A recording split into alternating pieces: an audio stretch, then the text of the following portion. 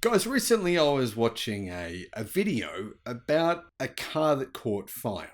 Now, it was actually a plug-in hybrid car that caught fire, but in the video, the person was saying, you know, it's much more common that gasoline and diesel-powered vehicles have fires than EVs. And in the comments section, people are saying, this is wrong, this is old news, only old petrol cars, only old gas cars catch fire, new ones don't, doesn't happen. Now, of course, I'm sure many of you have seen the recent fire in the UK at an airport garage where literally thousands of cars caught fire and burnt to the ground. It does happen.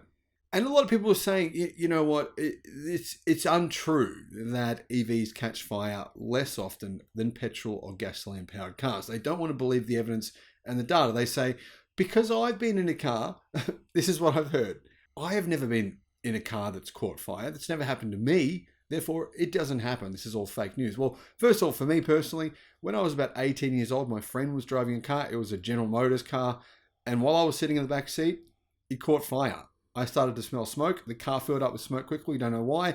And the fire started in the boot, which is really weird, right? But that's what happened.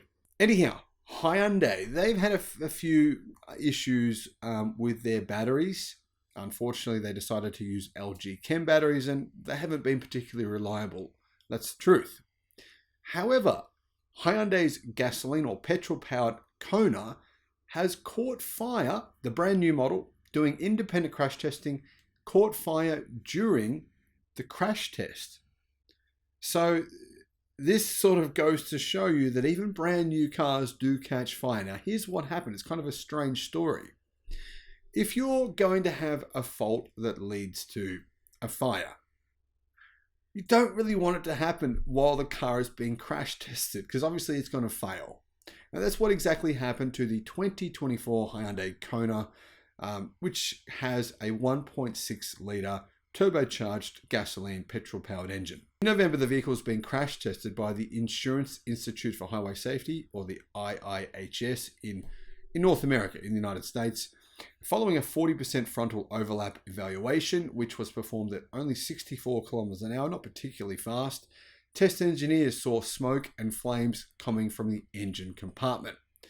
The question is, what caused it? Worse still though, the IIHS claims that the fire reignited twice after they actually put it out. So they put out the fire, it relit itself, they thought it was all finished, and they had to put it out again. Then they walked away, and then it relit itself again. They said that the incident only ended after they fully disconnected the 12-volt battery. So yes, gasoline and diesel-powered cars do have batteries as well, guys. A lot of people think they don't, but they have a 12-volt battery in them. And what happened was that battery caused the vehicle to short. Now, the automaker and the safety organization decided to tear down the vehicle to figure out what happened. They found out that both the alternator and the 12-volt positive wiring were damaged after the incident. They also found that the electronic control module, or the ECM, had been pushed into the 12-volt battery's positive cable. Therefore, it was determined that the ECM bracket shifted in the crash, allowing it to damage and make contact with the exposed copper core of the battery cable, leading to an electrical short and ultimately to the car catching fire and continuing to try to burn itself to the ground. So what's Hyundai going to do about it? I mean, you would kind of think a new car, a brand new car, this wouldn't happen. But you'd think maybe Hyundai would have crash tested it themselves to see if this sort of thing happens. Maybe they didn't.